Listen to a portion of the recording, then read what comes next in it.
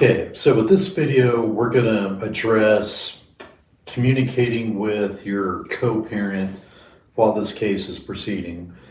And, this is a weird situation because, like in a criminal case, you're not going to talk to the prosecutor, they won't talk to you. Or if we're in a lawsuit, you're not going to talk to the other side, they're not going to talk to you. But when we're in the middle of a custody case or a divorce case, you're going to have to communicate with your co-parent, and it can be challenging. It's a stressful time, and emotions are high, and obviously something has happened between the two of you, but there are things that we want to avoid doing and certain things that we want to do. So the first thing that you're going to hear me say is, no matter how ugly your co-parent gets, you have to be nice, polite, respectful, and that's going to be hard. When they're yelling at you and saying awful stuff, and you're just yelling right back and saying awful stuff, it's just going to make things worse. So we need to you need to think about anytime you're talking to them on the phone, you need to assume that it's going to be recorded and it's going to be played in court. And think about whatever you're saying, what that's going to sound like in court. And same thing with anything that you write. And that would be a text, an email, a social media post. Before you publish it, before you send it, you need to think about what is this going to look like in the courtroom. And I dealt with this personally. My ex was very angry, very mean. One of those that would just send awful messages. At the time I'm shooting this, the Johnny Depp Amber Heard trial has been going on, very similar to Amber Heard. I went through that.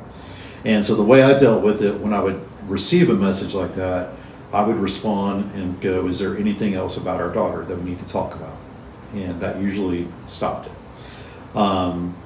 If that's not going to do it, then you can say something like, hey, let's keep it respectful, let's keep it cordial.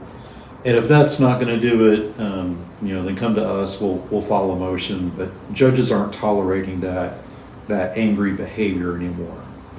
The other thing we recommend is try to get as much of the communication in writing as possible. Now, I'm not saying tell your co-parent, I'm not going to talk to you, just put it in writing.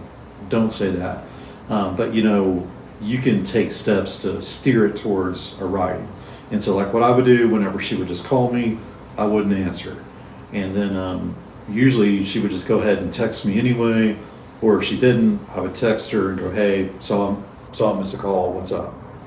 And so you just try to steer as much of it as you can into writing, because usually they're on their better behavior when it's in writing. And if it's not, it's going to be a very powerful exhibit if we have to use it in court.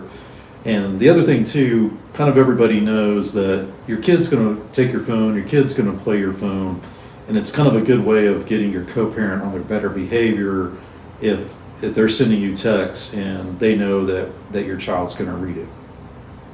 It just helps make things as smooth as it can.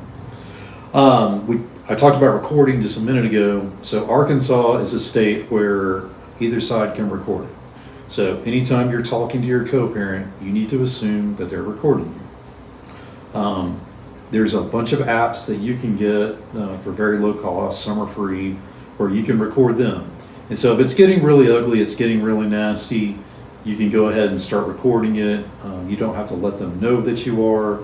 And honestly, we usually don't use the recordings all that much, but if your co-parent's getting really nasty, a lot of times if we file the motion, we make that an attachment, that'll calm things down.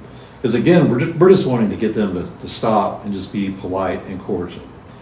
Now, if you've been responding with angry texts, angry emails, okay, that's fine. Nothing we can do about it.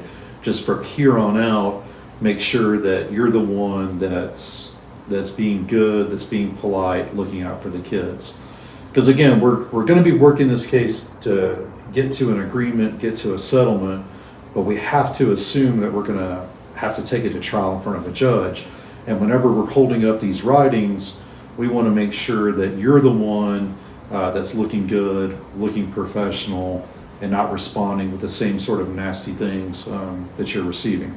Now again, that's a lot easier said than done. I know that it is. I've had to live through it, but it's just something you're going to have to stomach with until we can get through this. Once the order's in and it's over, you can get a little bit more leeway to stand up for yourself, but now is just not the time for that. Thanks.